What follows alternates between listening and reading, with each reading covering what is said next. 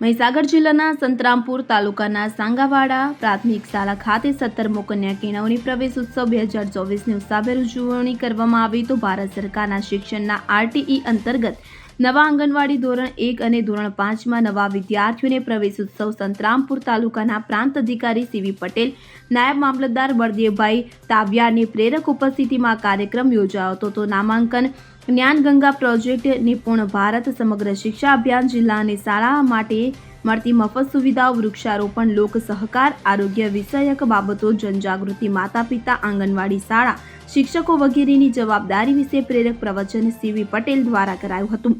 ત્યારે મધ્યાહન ભોજન કેન્દ્રની ચકાસણી, આંગણવાડીની મુલાકાત અને આરોગ્ય કેન્દ્રની મુલાકાત લઈ જરૂરી સૂચના તથા માહિતી મેળવી માર્ગદર્શન અપાયું હતું। આ પ્રસંગે SMS અને SMDCની સમિતિની મુલાકાત લઈ બેઠકનું આયોજન કરવા જરૂરી ચર્ચા કરી ઠરાવો કર્યા હતા। આ પ્રસંગે શાળા પરિવાર તરફથી કાંતાબેન પટેલ, રાણીબેન મુની વગેરે તરફથી સુંદર વ્યવસ્થાનું આયોજન કરાયું હતું।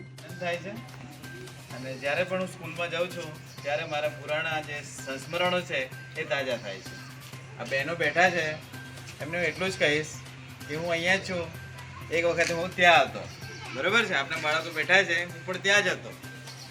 તો કહેવાનો મતલબ એ છે કે ભલે બાળકો ગમે તેવા હોય પરંતુ એ બાળક એક સમય એવો આવે કે આપણને।